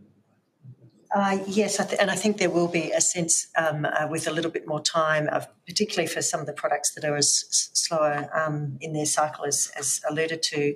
But I wouldn't want to suggest that we don't think it's a very important tool in our regulatory toolkit, and being able to use it to intervene in significant cases, or indeed to review practices at a sort of system level. We have seen entities respond to the reports that we've issued and make practices, and we have seen improvements. but I think whether a more fulsome view would be available, as our chair said. No, and I do accept the point that a lot of my understanding is that there are aspects of DDO which are quite novel and new, and I think it's really important that we monitor how it is being rolled out, and certainly don't mean to give the impression of trying to rank which is more important than the other, but my sense is that it is going to be interesting over time to get a sense of, and this might vary by context, but there'll be some contexts where certain products are just ruled to be inappropriate per se. They're just inherently a bit poorly designed or confusing. But there are other contexts where it might be that a product is acceptable for some, maybe in a more wholesale or informed customer context, but that product is very unsuitable for a retail customer. And I think there have been some contexts where this committee's looked at products which have been advertised on TV to retail customers. They're not an inherently problematic product per se, but certainly not suitable in that context. Forgive me. Mention, of course, the complement to the design and distribution obligation is the product intervention power that was passed that was initiated in the same bill, in the same act of Parliament. And so when we see those particularly egregious products, the idea of a target market determination is that it could be a very small one, but there might be a person or two in there, it's not the principle of the regime is not that there's nothing, it's just tiny for those ones. But there are other circumstances, which I think you're alluding to, where the products have such damaging consequences, intervention order, or using, as Mr. Kirkland said, the DDO to intervene. It's got that complement of a product intervention order, and I think we've got examples where we've used those to address the sort of harms that you're referring to. Yeah, no, that's useful. And look, this is probably just an area which the committee will keep an eye on in an ongoing sense. And look, I suspect there's going to be an element of checking in on this, because there'll be a constant testing of the boundaries. And as you say, there are a number of, I imagine the determinations in this space will be, at least some of them will be appealed for some time as both the regulator and the industry figures out where the boundaries lie. But thank you for the update there. And thank you for your evidence across a wide range of areas today, including some matters that our committee's been looking at intensely for the last year in relation to flood insurance, and I'm sure we'll continue to interact on that and other areas going forward. Thank you for your appearance today. The committee secretariat will contact you in relation to any matters arising out of today's hearing. You'll be sent a copy of the transcript of your evidence, and will have an opportunity to request corrections to any transcription errors. Thanks again for your time and for being such a big team today. I now declare this public hearing closed. Thank you, Dr. Molina. Thank you very much.